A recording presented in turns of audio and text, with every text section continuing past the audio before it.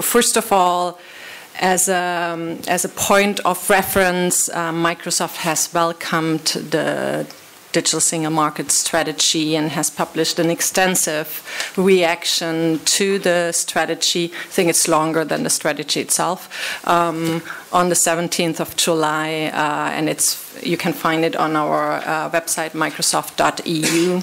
It's a worthwhile reading. We have really thought for a long time how to cluster this, and one thing we did, we reversed the order.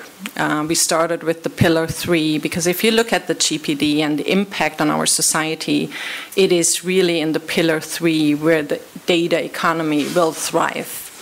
It is where all sectors will actually be affected by the digital single market activities. And where the economic growth is probably the most promising in the long term. It is where most of the innovation will happen. And I just give you one Microsoft example. We will soon come out with our HoloLens. I'm not sure who in the room has ever heard about HoloLens. Maybe some fingers up. Interesting. HoloLens will be another game changer in our view. It's not a Google Glass, it's a computer which will allow you to have an augmented reality in the room, and it will change.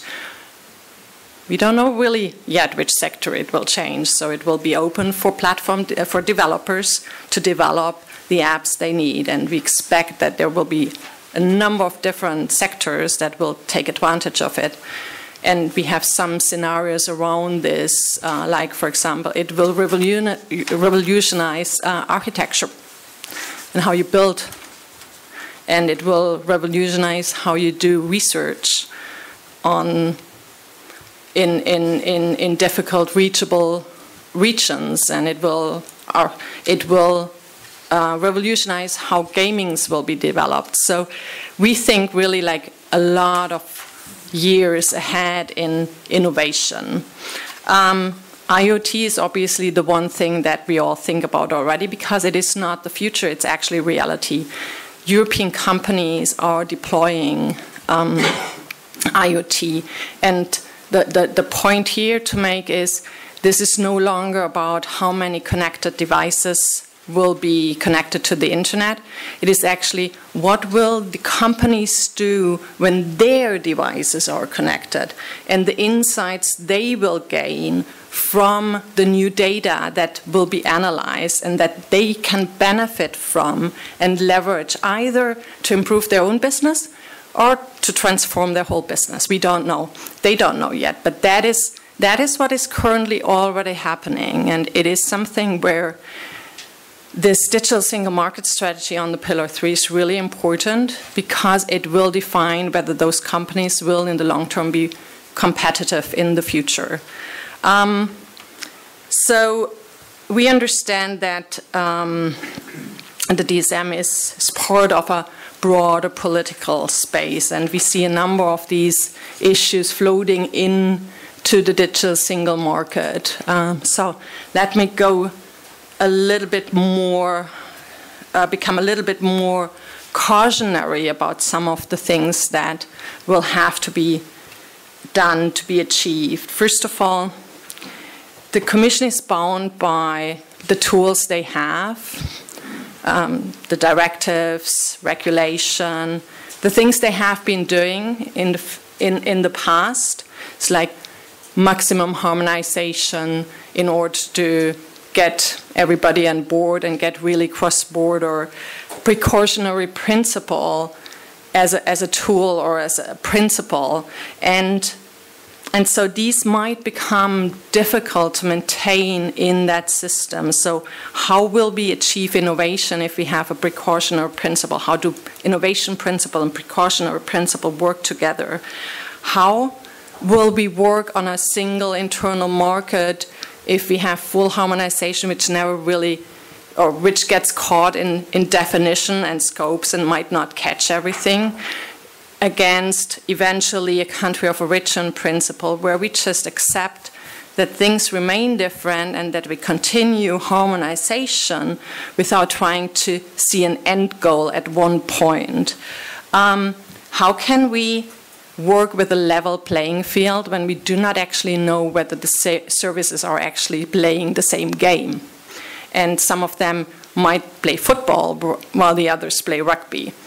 So all of that is where we need to see how we need more evidence, we need more understanding about the market and how that market actually functions. And even from a sector that I come from, having been there 7 years in Microsoft, this is not the same company that it used to be 7 years ago. We have changed. I'll give you another example where I hope that, in particular in the European Parliament, we get a little bit less excited about some things and try. I think it's really, really important to be very calm when you see the space, the pace of the innovation and the change in which we are actually living. So I just recently saw a draft. It's, I think, a resolution which is currently worked on based on the safe harbor decision, which was pointed to. It also talks about proprietary software against open source software. If you look at how this environment has changed and how proprietary software and open source software are actually working in the same ecosystem and building on each other, there is no one versus the other anymore. So we need to think about these things very fresh. One thing, and I want to point to that that Mr. Weidenholzer mentioned. I think that is something where the business has to become better. You need to get the whole community along in this change. Thanks. You need to get the whole community in this change. And it's not, so trust, as you mentioned, is absolutely necessary to get there. And trust is not, is mostly about digital sovereignty, digital security, privacy, but it's also broader as the digital transformation really impacts the whole digital society. So there is some more work to be done by the business, not to only come forward with economic arguments, but also to understand that we need to drive that conversation deeper and have more understanding of the concerns that come up in this context. But again, the economic opportunities, they will not leave us a different choice in getting there. So I think it is really that we are basically all sitting in the same boat. And I say this in the context of the safe harbor decision. Let me say a couple of words to that. Microsoft has, after the revelation of the Snowden revelation, took numerous steps to increase the trust debate.